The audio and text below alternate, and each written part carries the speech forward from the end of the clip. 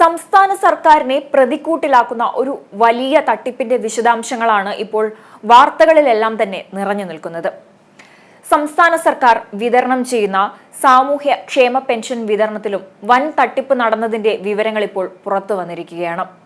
സർക്കാർ ഉദ്യോഗസ്ഥർ അടക്കമുള്ളവർ അനധികൃതമായി ക്ഷേമ പെൻഷൻ വാങ്ങുന്നു എന്നാണ് പുറത്തുവന്ന വിവരം.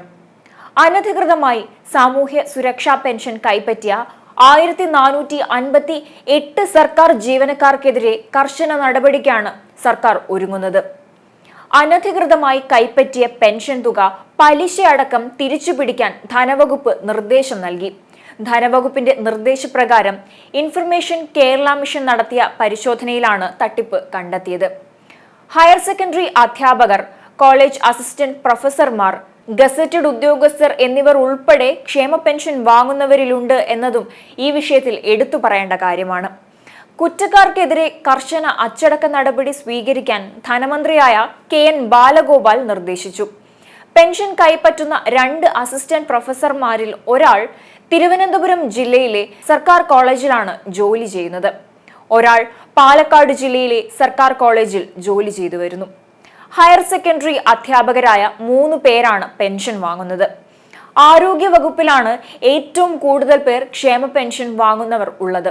373 പേരാണ് ഉള്ളതെന്നാണ് റിപ്പോർട്ടുകൾ സൂചിപ്പിക്കുന്നത്. പൊതുവിദ്യാഭ്യാസ വകുപ്പാണ് 2ാം സ്ഥാനത്ത് ഉള്ളത്. 224 പേരാണ് ആ മേഖലയിൽ നിന്നും ഈ തട്ടിപ്പിന്റെ ഭാഗമായിട്ടുള്ളത്.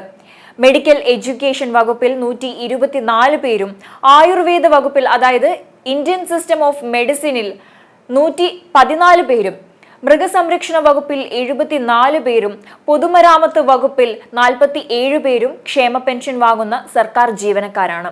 സാങ്കേതിക വിദ്യാഭ്യാസ വകുപ്പിൽ 46 പേരും, ഹോമിയോപ്പതി വകുപ്പിൽ 41 പേരും, കൃഷി, റവന്യൂ വകുപ്പുകളിൽ 35 പേർ വീതവും, ജുഡീഷ്യറി ആൻഡ് സോഷ്യൽ ജസ്റ്റിസ് വകുപ്പിൽ 34 പേരും, ഇൻഷുറൻസ് മെഡിക്കൽ സർവീസ് വകുപ്പിൽ 31 പേരും, കോളേജിയറ്റ് എഡ്യൂക്കേഷൻ വകുപ്പിൽ 27 പേരും, ഹോമിയോപ്പതിയിൽ 25 പേരും ക്ഷേമ പെൻഷൻ കൈപ്പറ്റുന്നുണ്ട്. മറ്റു വകുപ്പുകളിലും സ്ഥാപനങ്ങളിലും പെൻഷൻ പറ്റുന്നവരുടെ എണ്ണം ഒന്ന് പരിശോധിച്ചു നോക്കാം. വിൽപ്പന നികുതി 14 വീതവും, പട്ടികജാതി ക്ഷേമം 13 വീതവും, ഗ്രാമവികസനം, police, PSC, Ayurveda medical education 10 വീതം, സഹകരണം 8, ലെജിസ്ലേച്ചർ, സെക്രട്ടേറിയറ്റ്, തൊഴിൽ പരിശീലനം, പൊതുഭരണം, വൊക്കേഷണൽ ഹയർ സെക്കൻഡറി 7 വീതം, വനം വന്യജീവി 9, സോയിൽ സർവേ, ഫിഷറീസ് 6 വീതം, തദ്ദേശ ഭരണം, വാഹന ഗതാഗതം, വ്യവസായവും വാണിജ്യവും, ഫയർഫോഴ്സ്, ക്ഷീരവികസനം, പൊതുവിതരണം, അഡ്വക്കേറ്റ് ജനറൽ ഓഫീസ് 4 വീതം, സാമൂഹിക ക്ഷേമം, രജിസ്ട്രേഷൻ, മ്യൂസിയം, പ്രിന്റിംഗ്, ഭക്ഷ്യസുരക്ഷ, എക്സൈസ്, ആർക്കിയോളജി 3 വീതം, തൊഴിൽ, legal metrology, medical examination laboratory, economics and statistics, law കോളേജുകൾ 2 വീതം, NCC, ലോട്ടറീസ്, ജയിൽ, തൊഴിൽ കോടതി, harbour engineering, electrical inspectorate, drugs control, പിന്നാക്ക വിഭാഗ വികസനം, ഹയർ വികസനം 1 വീതം. വിവിധ തലങ്ങളിലുള്ള പരിശോധനകൾ തുടരാനാണ് ധനവകുപ്പ് തീരുമാനിച്ചിരിക്കുന്നത്.